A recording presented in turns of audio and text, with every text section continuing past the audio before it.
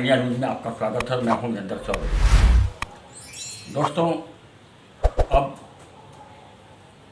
देश में न्याय के प्रति लोगों के कदम अदालतों के चक्कर काटते काटते थकने तो लगे ही हैं। अब उनके मनों में ये आ गया है कि उन्हें अदालतों से न्याय या तो मिलेगा नहीं, और मिलेगा तो इतना लंबा समय के बाद मिलेगा कि उसका अर्थ खत्म हो जाएगा। ईश कुमार बलेचा पिछले 2-3 दशकों से सहारनपुर के न्यायालय से लेकर के हाई कोर्ट, सुप्रीम कोर्ट तक मुकदमों की पैरोकारी कर रहे हैं, अपने मुकदमे लड़ रहे हैं। वो पहली बार उन्होंने कैमरे के सामने आकर के शायद हार मान ली है और ये कहा कि देश में अब एक कॉमन आदमी को न्याय की उम्मीद छोड़ देनी चाहिए। एक कॉमन आदमी को न्याय नहीं मिल सकता। आखिर ये बात उन्होंने क्यों कही है, उसकी क्या पूरी कहानी है, पूरी वीडियो देखिए। अगर थोड़ी वीडियो लंबी है लेकिन पूरी बात जब आप देखेंगे तो समझ जाएंगे कि ये बात उन्होंने क्यों कही। तो दोस्तों, अगर आपको वीडियो अच्छी लगे तो कमेंट ज़रूर करें और चैनल को सब्सक्राइब जरूर कर लें। 3/22 को मैंने ऊपर के सारे कपड़े उतार दिए थे और पीछे बैठ गया था। यहाँ आम पब्लिक बैठती है। मेरा मुकदमा लगा था जो सन 2019 से पेंडिंग है। उससे पहले इसी के संबंध में मैं 2 रिटें पहले भी इलाहाबाद हाई कोर्ट में डाल चुका हूँ और टोटल 3 रिट में 2 डिसाइड हो चुकी हैं, 1 पेंडिंग है। टोटल 3 रिटों में से मेरे खिलाफ इलाहाबाद हाई कोर्ट ने 2 कंटेम्प्ट, क्रिमिनल कंटेम्प्ट नंबर 2024, 2018 और नंबर 5, 2019 वो कर दी, मेरे खिलाफ एग्जीक्यूट कर दी, इम्पोज कर दी, सॉरी एग्जीक्यूट नहीं, इम्पोज कर दी। जबकि ये मेरा मानना है कि प्रत्येक जीव, जंतु, वनस्पति, चाहे वो जज हो, चाहे डीएम हो, चाहे पत्रकार हो, चाहे आम आदमी हो, चाहे पान का खोके वाला हो, चाहे कोई भी हो, वो अपने अपने डीएनए से इतर अर्थात प्रकृति प्रदत्त प्रवृत्तियों से भिन्न आचरण और व्यवहार कर ही नहीं सकता। क्रिमिनल कंटेम्प्ट या कंटेम्प्ट का जो रोल जुडिशरी ने बना रखा है, ये केवल अपनी कमियों को, अपनी खामियों को छुपाने के लिए बना रखा है, लोगों को डराने के लिए बना रखा है। किस तरह का ये कंटेम्प्ट है? किस तरह का है कंटेम्प्ट? बोल दिया मैंने। ये क्रिमिनल कंटेम्प्ट है मेरे खिलाफ 2। 3 रिट फाइल करी थी, उसमें से 2 कंटेम्प्ट, टोटल 3 रिटों में से 2 कंटेम्प्ट मेरे खिलाफ इम्पोज कर दी गई, अपना पावर का मिसयूज करते हुए। पावर का मिसयूज किसने किया? हाई कोर्ट के जजों ने, संबंधित जजों ने। क्यों किया? बहरहाल ताकतवर व्यक्ति के खिलाफ, जिसके हाथ में कलम की सबसे बड़ी ताकत हो, उसके खिलाफ आप बोलेंगे, लिखेंगे तो वो तो अपनी कलम का वो भी मिसयूज करेगा। हाँ, माना मैंने भी मिसयूज किया है शब्दों का और उसका, लेकिन मुझे मजबूर कर दिया है नंगों ने। ये भी वास्तव में अंदर से कपड़ों के नंगे हैं, जनजात नंगे हैं, मैं भी हूँ। तो नंगों को नंगापन ये दिखाने के लिए किया था मैंने अर्धनग्न, कि वास्तव में तुम भी नंगे हो और तुमने मुझे मजबूर कर दिया है कपड़े उतारने के लिए। यहाँ न्याय नहीं। जुडिशरी आम आदमी के लिए, कॉमन मैन के लिए वास्तव में न्याय नहीं, अन्याय के बदनाम अड्डों के रूप में कुख्यात हो चुकी है। ये मेरा मानना नहीं है, सर्वे करा के देख लीजिए। मैंने तो 97 में जुडिशरी की डिग्निटी और उसके लिए रिट दाखिल करी थी, जजों के खिलाफ प्रेयर करी थी 97 में। 11,259 1997 की जो रिट है वो हाथ से लिख करके मैंने पेश करी थी। ध्यान नहीं देते आम आदमी की, ना पढ़ना है, न देखना है, न सुनना है। बड़े लोगों को सुनना है, उनके जजमेंट भी रिजर्व करने हैं। अभी 4 तारीख को 4 मार्च में ही जो इलाहाबाद हाई कोर्ट में जो चीज़ बातचीत हुई वो ऑर्डर में नहीं है। मेरे ऊपर डाल दिया गया कि मैंने तारीख लेने की कोशिश करी, मैंने करी, मेरी मर्जी से हाई कोर्ट तारीख दे रही है, जबकि मैंने तो नहीं कहा। मैंने नहीं कहा। आवास विकास परिषद के वकील से कहा कि आप जो है ये बताएंगे कि अगली बार इनको कहाँ से, अगर ये जीतते हैं मुकदमा, तो प्रॉपर्टी जो है कहाँ से दर्ज करेंगे, क्योंकि वो सब बिक चुकी है। ये ऑर्डर में नहीं है। ऑर्डर में ये है कि आप ओरिजिनल डॉक्यूमेंट दोनों पार्टी लाएंगी आगामी तिथि को 12 अप्रैल 2022 को। ये चीज़ भी तो ऑर्डर में आनी चाहिए थी। तो ये ऑर्डर में क्यों दिया है, क्या वजह है? बताया तो आपको, जो फाइल बोलती है, जो उस पर डॉक्यूमेंट हैं, प्रूफ हैं, एविडेंसेस हैं, ये आम आदमी के देखने ही नहीं, उनके पास टाइम ही नहीं है। भाई दुनिया में कॉमन मैन ज़्यादा है। आपका ये कहना ये है कि इसका मतलब सीधी सीधी बात न्यायपालिका काम करती है वीआईपी लोगों के लिए। वास्तव में ही बड़े लोगों के लिए और विशेषकर स्टेट शासन के लिए, मतलब स्टेट बोलते हैं उसको, स्टेट के लिए इसकी स्थापना की गई है। उनके गलत कामों की सुरक्षा संरक्षण प्राप्त बना रहे, उसके लिए वो करी है। दिनांक 22 तारीख को, नहीं 22 ने है 20/12 में, दिनांक 20/12 में मेरे खिलाफ एक कंटेम्प्ट लखनऊ हाई कोर्ट में भी पेंडिंग है। मैं गया, उससे पहले 29 तारीख थी, उसमें मैं गया तो वैक्सीनेटेड नहीं था मैं, मतलब मुझे एंट्रेंस पास नहीं दिया गया, तो मैं कोर्ट के सामने कैसे पेश होता? वकील मेरा है नहीं। बाहर से मैंने कोर्ट को, सीजीएम को सहारनपुर के इंटीमेट किया, रजिस्ट्री से करा, स्पीड पोस्ट से करा कि भाई मुझे अंदर नहीं आने दिया जा रहा है, मैं कैसे आऊँगा, मेरे खिलाफ एडवर्स ऑर्डर पास हो जाएगा। वो पेपर्स, वो इंटीमेशन जो मैंने रजिस्टर्ड स्पीड डाक से भेजी थी, फाइल पे नहीं पहुंची, मुझे कस्टडी में ले लिया गया। और 20 तारीख को, 20/12 को मुझे पुलिस कस्टडी में लखनऊ इलाहाबाद हाई कोर्ट ले जाया गया। वैक्सीनेटेड तो मैं उस दिन भी नहीं था, मतलब दिनांक 29 को वैक्सीनेशन ना होने की वजह से मुझे अंदर नहीं जाने दिया। मेरे खिलाफ एनबीडब्ल्यू जारी हो गए। जब पुलिस ले गई मुझे, तो वैक्सीनेशन तो मैं तब भी नहीं, वैक्सीनेटेड तो मैं तब भी नहीं था, न मेरा कोई टेस्ट हुआ था, तब कैसे जाने दिया? क्योंकि स्टेट ले गई थी मुझे, मैं कॉमन मैन नहीं था उस तारीख में, स्टेट ले गई थी, इसलिए उनको अंदर आने दिया। डबल स्टैंडर्ड है। अगर मैं 20 दिन, लगभग 20 दिन जेल में रहा हूं, तो who is liable, who is responsible? मेरी कोई डिग्निटी नहीं है समाज में, मेरी कोई इज्जत नहीं है समाज में। मतलब गलती करें जुडिशरी के लोग, उसका खामियाजा भुगतूं मैं आज से थोड़ा ही देख रहा हूं। मेरे खिलाफ तो टर्मिनेशन है, सस्पेंशन है, डिसमिसल है, हाई कोर्ट गया हूं मैं, सुप्रीम कोर्ट से जीता है मैंने, कंटेम्प्ट डालने के बाद भी। जिस पोस्ट से मैं अपॉइंट हुआ था 1973 में, उसी पोस्ट से मुझे रिटायर्ड है कर दिया गया।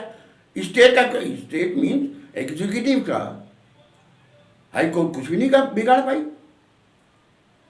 सफरर तो मैं ही हूं। तो कुल कहने का मतलब ये है आपका कि जुडिशरी जो है बिल्कुल बेईमान है। देखिए, पहले तय करना पड़ेगा कि करप्शन की परिभाषा क्या है। करप्शन किसी चीज़ का लेन देन का मतलब नहीं होता है, करप्शन फेवर का भी है। अगर कोई व्यक्ति कॉम्पिटेंट है और वो अपने किसी व्यक्ति को, बेटे को, जानकार को नौकरी पे रख लेता है बिना पैसे के, तो लेन देन तो नहीं हुआ। लेकिन एक अपने बच्चे को, अपने किसी व्यक्ति को जो अयोग्य है, उस पोस्ट के लायक नहीं है, नियमों का पालन किए बिना उसको वो अपॉइंट कर देता है या फेवर कर देता है, तो करप्शन है। तो अंत में आपका ये कहना है कि जुडिशरी में और सरकार में साठ-गांठ है और दोनों करप्ट हैं। साठ-गांठ शब्द जो है, ऐसा लगता है कि जैसे सामने कोई साठ-गांठ नजर आ रही हो नंगी आंखों से। नंगी आंखों से नहीं है, आचरण व्यवहार के उससे आप अनुभव प्राप्त कर सकते हैं।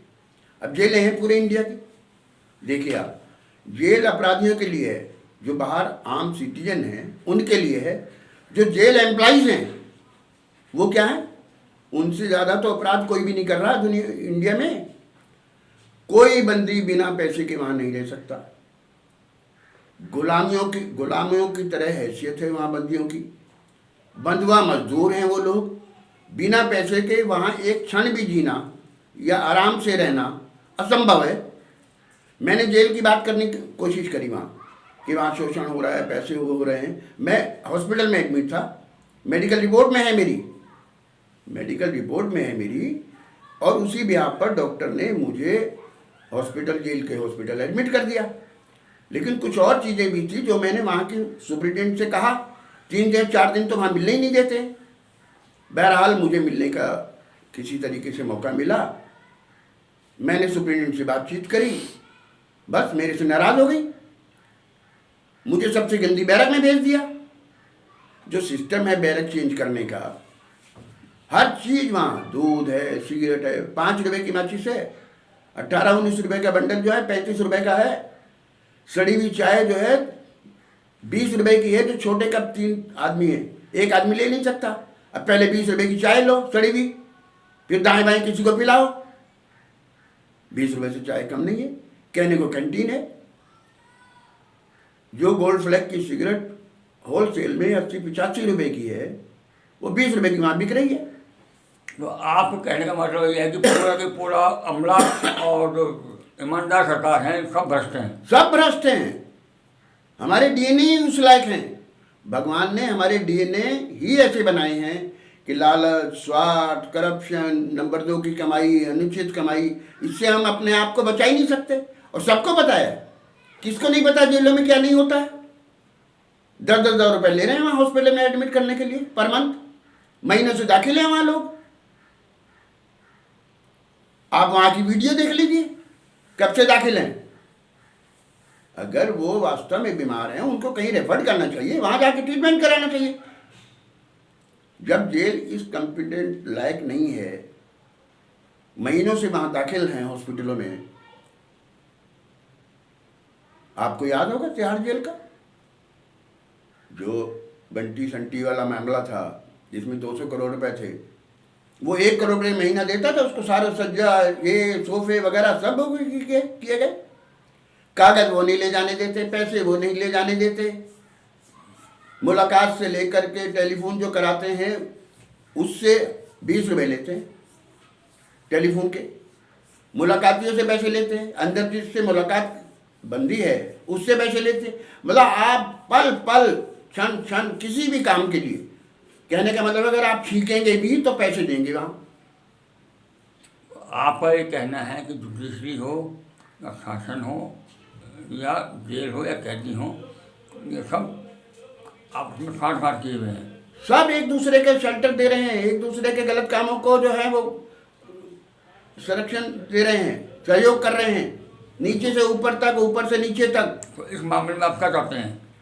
देखिए, मैं तो कोशिश कर रहा हूँ बहुत टाइम से, मैं जब समझ गया हूँ कि मैं इसको ख़त्म नहीं कर सकता हूँ, तो मेरा बस तो इतना ही चलता है अपना विरोध के लिए भी कपड़े उतार दो। जब मुझे नंगों ने, ये नंगे हैं, जन्मजात नंगे, गॉड गिफ्टेड जो है इनकी नेचर, आचरण, व्यवहार, वो नंगापन शो करते हैं। तो मैंने भी इनको नंगापन अपना दिखाया। वास्तव में मैं भी तो नंगा ही हूँ, बस मैंने अपना नंगापन अर्ध न करके विरोध प्रदर्शन किया, विरोध वो किया है। और क्या करता, मरता क्या ना करता, मतलब जबर मारे और रोने भी ना दे। मुझे जब से मैं देख रहा हूँ, सस्पेंशन का मुकदमा, टर्मिनेशन का मुकदमा, डिसमिसल का मुकदमा, सीएमओ ने जो 3 FIR कराई वो मुकदमे, क्या क्या की नहीं किया जजों ने मेरे साथ, एग्जीक्यूटिव ने मेरे साथ क्या नहीं किया। मैंने तो देश हित में काम किया था, समाज हित में काम किया था।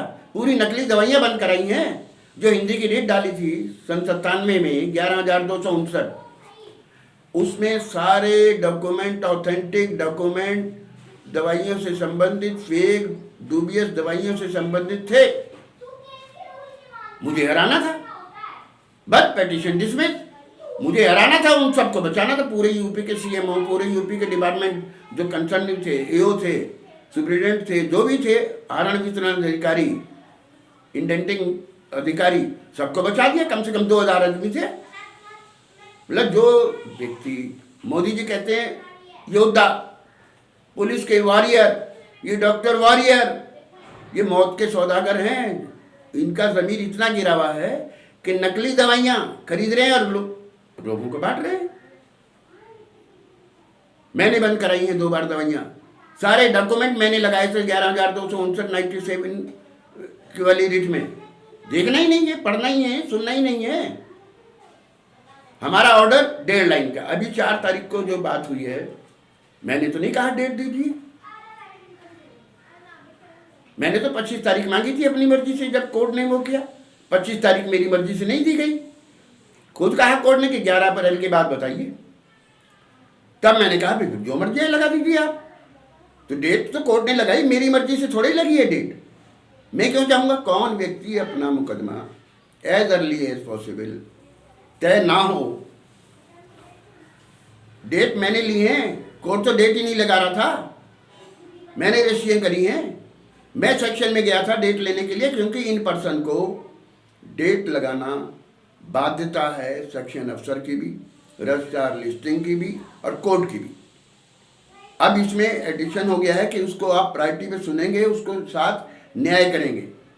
उसमें जुड़ गया है सीनियर सिटीजन, उसमें जुड़ गया है बीमारी। मैं मल्टीपल इलनेस से सफ़र कर रहा हूँ। हार्ट पेशेंट हूँ, हर्निया है, पाइल्स है, दांत मेरे हो गए, घुटने मेरे दर्द करते हैं। ये डॉक्यूमेंट मैंने यहाँ जिस दिन कस्टडी में लिया गया मुझे 6 तारीख को 6/12 में, तो सीजीएम छुट्टी बैठाया। सीजीएम की कोर्ट नहीं थी, किसी एसीजीएम के सामने पेश किया गया। मैंने वो डॉक्यूमेंट दिए, मेरे तरफ मुंह की तरफ फेंक दिए एसीजीएम ने, क्योंकि हाईकोर्ट के ऑर्डर की कंप्लायंस करनी थी। मेरे डॉक्यूमेंट तो हाईकोर्ट नहीं भेजने थे, मेरे मुंह पे मारे हैं उसने। हाँ, इतना किया, फिर मैंने भी उसकी तरफ फेंक दी वो फाइल, जितने भी कागज थे। बाहर पुलिस मुझे ले आई, पुलिस का जो दरोगा पकड़ के ले गया था, कोई तिवारी था शायद, उसके हाथ वो कागज बाहर भेज दिए। मैं क्या करता? मैंने किसी के माध्यम से वो रजिस्ट्री करा दी डिस्ट्रिक्ट जज को। आज डिस्ट्रिक्ट पेंडिंग पड़ा। हाई कोर्ट में अगर मैंने कहा है कि कागज नहीं लिए हैं, ऐसे जजों के खिलाफ भी कार्रवाई करिए, सिखाइए उनको कि मानवता क्या है, कैसे बिहेव करना चाहिए, उसको नहीं सुना कि उसको छोड़िए। जब जेल की बात करने लगा उसे छोड़िए।